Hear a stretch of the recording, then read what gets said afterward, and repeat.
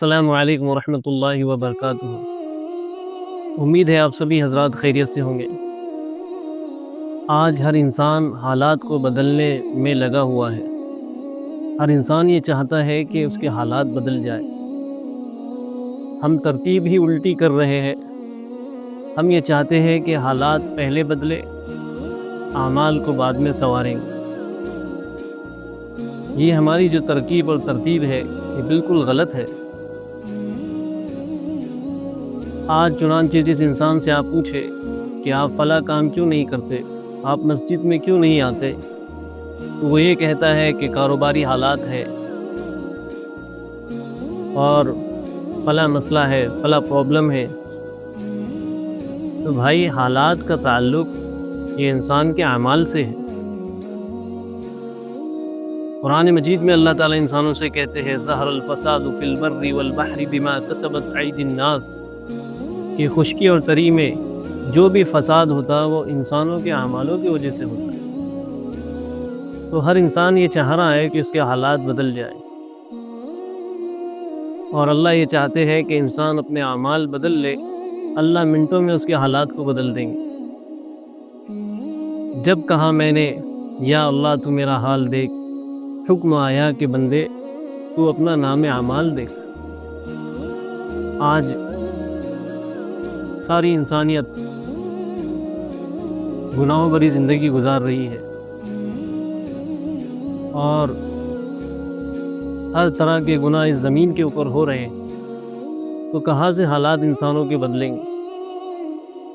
ظاہری اعتبار سے انسان آپ کو خوش نظر آئے گا، اس کے پاس ساری فیسلٹیز موجود ہوں گی، لیکن وہ اندر سے ڈپریسڈ، اندر سے مایوس، اس کی زندگی تنگ ہو جائیں گی، اس لیے کہ جو اپنے حالات کو نہیں اپنے اعمال کو نہیں سنوارتا، اللہ اس کے حالات کو بھی نہیں سنوارتا۔ چنانچہ ضرورت اس بات کی ہے کہ ہم اپنے اعمال کو سنوار لیں، اپنے اخلاق کو سنوار لیں۔ ہمارے مشائخ نے 4 باتیں بڑی اہم کہی ہے۔ اگر آپ کے پاس وقت ہو تو اس کو غور سے سنیں اور لکھیں اور اس پر عمل کریں۔ اگر یہ 4 باتوں پر عمل ہو گیا، یہ 4 باتیں ایسی ہے پتھر کی لکیر ہے۔ سب سے پہلی بات یہ ہے کہ جو اپنی اعمال کو سنوار لیتا ہے، اللہ رب العزت اس کے حالات کو سنوار دیتے ہیں۔ دوسری بات یہ ہے کہ جو اپنی آخرت کو سنوار دیتا ہے، اللہ اس کی دنیا کو سنوار دیتے ہیں۔ اس کی مثال صحابہ رضوان اللہ تعالی اجمعین کی مبارک ہستیاں، ان کی زندگی ہے کہ صحابہ نے اللہ کے نبی صلی اللہ علیہ وسلم کے کمپینین نے اپنی آخرت کو سنوارا تھا، اللہ نے ان کی دنیا کو سنوار دیا تھا۔ اس کی مثال صحابہ کی زندگی ہے۔ یمن سے ایک عورت چلتی ہے مدینہ تک، اتنے وقفے میں اس عورت کو آنکھ اٹھا کر دیکھنے والا بھی کوئی نہیں تھا۔ کیسے انہوں نے اپنے آخرت کو سنوارا تھا؟ آخرت کو سنوارنے کی وجہ سے اللہ نے ان کی دنیا کو سنوار دیا تھا۔ انس رضی اللہ تعالیٰ عنہ کہتے ہیں کہ اتنا سونا تھا کہ میں لکڑی کاٹنے کے کلہاڑے سے سونے کی کانوں کو توڑا کرتا تھا۔ تو آپ ذرا اندازہ لگائے، وہ سونا جو ہوگا وہ گراموں میں اور تولوں میں تو تولا نہیں جاتا ہوں، اتنا اللہ نے ان کو یہ دنیا کو سنوار دیا تھا۔ آج ہر بندہ اپنی دنیا کے پیچھے بھاگ رہا ہے، پریشان ہے دنیا حاصل کرنے کے لیے، لیکن پھر بھی دنیا نہیں مل رہی ہے۔ دوستو، اس کی وجہ یہ ہے کہ ہم نے آخرت کو سنوارنا چھوڑ دیا ہے۔ ہمیں دنیا کے فائدے اور اسی میں کامیابی نظر آتی ہے، جبکہ یہ دھوکہ ہے۔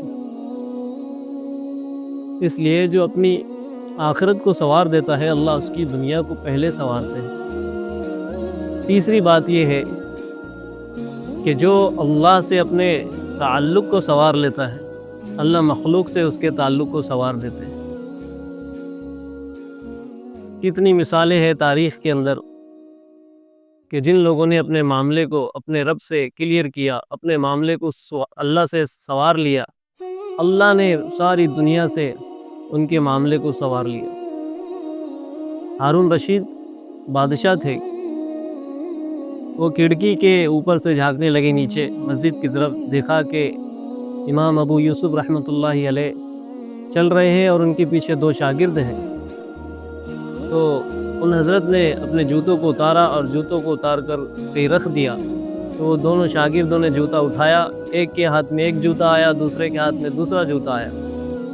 اب حضرت آگے آگے چل رہے ہیں اور ان دونوں شاگردوں نے حضرت کے جوتے کو رومال میں ڈالا اور ایک نے ایک کونا پکڑا، دوسرے نے دوسرا کونا پکڑا اور چلتے جا رہے۔ ہارون رشید اس دور میں بادشاہ تھے، وہ دیکھ کر بڑے حیران ہوئے۔ ان کی بیوی نے پوچھا کہ حضرت آپ کو کیا ہو گیا؟ تو ہارون رشید نے کہا، یوں تو دنیا ہمیں بادشاہ کہتی ہے، بھلا ہمارے جوتے اٹھانے کے لیے کون جھگڑتا ہے؟ اس طرح اللہ دنیا کو قدموں میں ڈال دیتا ہے۔ تو جو اللہ سے اپنے معاملے کو سنوار لیتا ہے، اللہ ساری دنیا سے اس کے معاملے کو سنوار دیتے ہیں۔ صحابہ جو ساتھی تھے نبی علیہ الصلوۃ والسلام کے، ان کا معاملہ اللہ سے سورا ہوا تھا۔ ساری دنیا کے معاملات اللہ نے ساری دنیا کے دل میں ان کی محبت ڈال دی تھی۔ چوتھی بات یہ ہے کہ جو اپنے دن کے اعمال کو سنوار لیتا ہے، اللہ رب العزت اس کے رات کے اعمال کو سنوار لیتے ہیں۔ فضیل بن عاص رحمۃ اللہ علیہ فرماتے تھے کہ جب بھی مجھ سے اللہ کی نافرمانی ہوئی، میں نے یہ دیکھا کہ میرے ماتحت میرے نافرمان ہو گئے، میرا غلام میرا نافرمان ہو گیا، میری باندی میری نافرمان ہو گئی، میرے رشتہ دار میرے نافرمان ہو گئے، حتیٰ کہ میری سواری کا جانور بھی میرا نافرمان ہو گیا۔